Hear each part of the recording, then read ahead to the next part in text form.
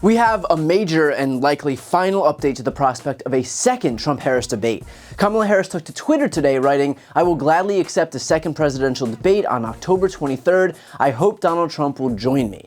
To which Trump responded with this comment at his rally at North Carolina. And they would like, just announced a little while ago as I was coming off the plane, they would like to do another debate. Although, good entertainment value. A lot of people say, oh, do it, it's great entertainment. I've already done two. One with Crooked Joe Biden at CNN, and the other one with Kamala on ABC. CNN was very fair, I thought. Joe was driven out of the race. It was a coup, by the way, but he was driven out of the race.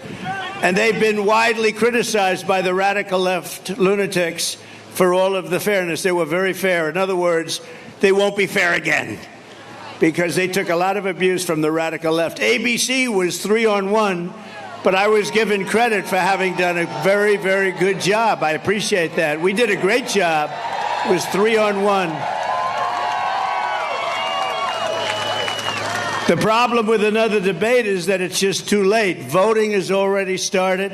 She's had her chance to do it with Fox. You know, Fox invited us on, and I waited, and they turned it down. But now she wants to do a debate right before the election with CNN because she's losing badly. You know, it's like a fighter. She sees the pulse. She sees what's happening. She's losing badly, but it's like a fighter who goes into the ring and gets knocked out. The first thing he says is, I want a rematch. I want a rematch.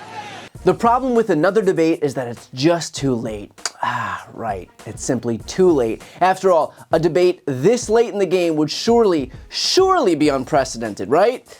Not so much. Turns out that the final presidential debate of the 2020 election cycle was on October 22nd. In 2016, it was October 19th. CNN right now is proposing October 23rd.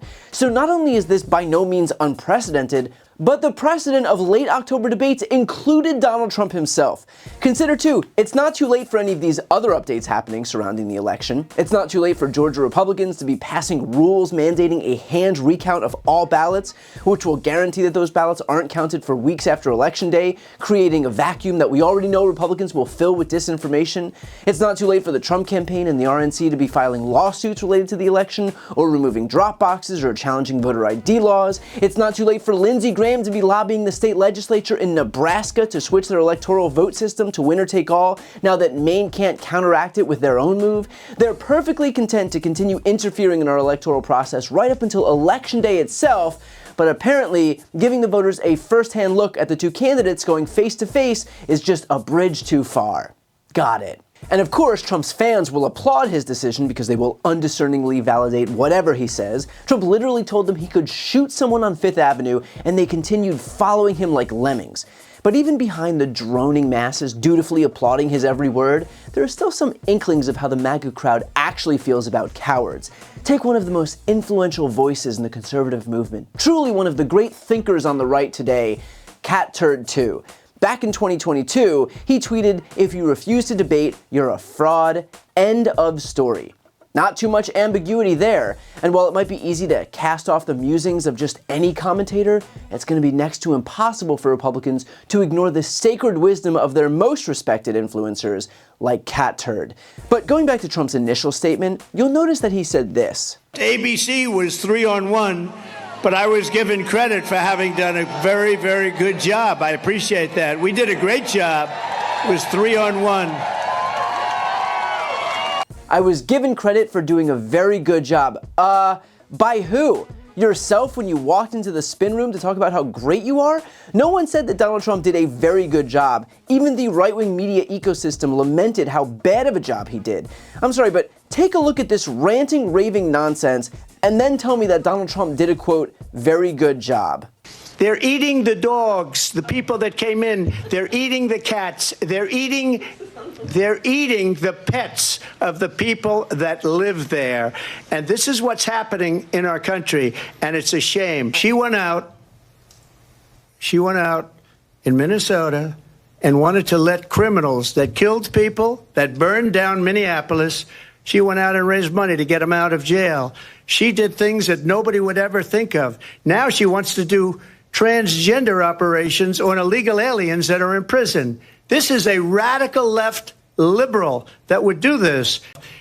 She doesn't have a plan. She copied Biden's plan, and it's like 4 sentences, like run, spot, run. 4 sentences that are just, oh, we'll try and lower taxes.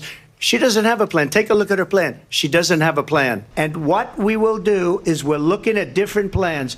If we can come up with a plan that's going to cost our people, our population, less money and be better health care than Obamacare, then I would absolutely do it. But until then, I'd run it as good as it can be run. So just a yes or no, you still do not have a plan? I have concepts of a plan. If that's what Trump thinks was a very good job, I'd really hate to see what a bad job looks like. Although, given the fact that Trump's too afraid to debate again, I can only assume that we would have seen that on that debate stage. Trump then went on to say this. She's had her chance to do it with Fox. You know, Fox invited us on, and I waited and waited, and they turned it down. But now she wants to do a debate right before the election with CNN because that she had the chance to debate on Fox. Now, let's think for a moment why Fox News, which just paid $787 million for lying on Donald Trump's behalf, might not be the best venue to hold a debate between these two presidential candidates. Yeah, I wonder why Kamala isn't falling over herself to reward the propaganda arm of the Trump campaign with a nationally televised debate. Truly one of life's great mysteries. And finally, Trump says this. She's losing badly. You know, it's like a fighter. She sees the pulse. She sees what's happening. She's losing badly, but it's like a fighter who goes into the ring and gets knocked out. The first thing he says is, I want a rematch. I want a rematch. And it's so interesting that Trump keeps bringing up this point, that only the debate's loser ever demands a rematch. In fact, that's a point that Trump's advisor, Tim Murtaugh, brought up on Chris Cuomo's show during a televised debate between us. If she thought that she had done well and she left this debate with a clear lead and she was the clear winner after that, she would not be demanding another debate. You know, they try to limit her exposure, and that's the reason why people tuned in, because they've never seen her extrapolate. That's one perspective. Brian, give me another one. Tim, let me ask you a question. After Donald Trump beat Joe Biden in the first debate, what's the first thing he did? You tell me.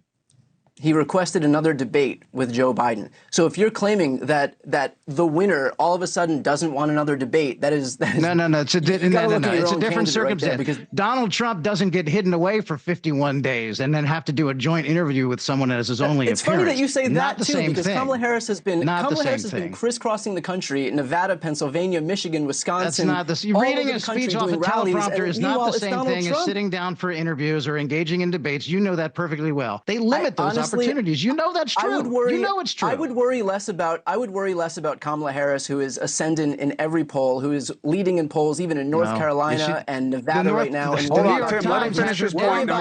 worry about the guy who is on national television yelling about eating pet dogs and cats and saying that babies are being murdered after they're born. In other words, when Trump beats Biden and he immediately challenges Biden to another debate, it's clear evidence that he won. But when Kamala beats Trump and she immediately challenges him to another debate, that's totally different. Convenient, huh?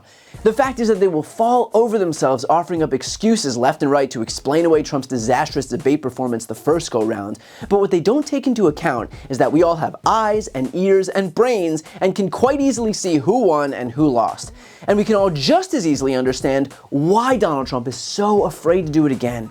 It's because he doesn't want to get embarrassed. 75 million people watched him lose his skull over imaginary immigrants eating pets the first go-around. He is a laughingstock. He's a national joke. He looks stupid and impotent and small. And for someone whose ego is already as fragile as a Fabergé egg, he is incapable of suffering the same fate again. Although given how obvious his fear is now, I'd argue that running away like a child makes him look even worse. Before you go, just a quick note, if you'd like to see more of my content, which is always free of advertising, sponsorships, and paywalls, please make sure to subscribe to this channel using the subscribe button right here on the screen. And if you'd like to support my work even further, you can grab a copy of my instant #1 New York Times selling book, Shameless, available for sale right now. That link is also on the screen. Thanks so much for watching.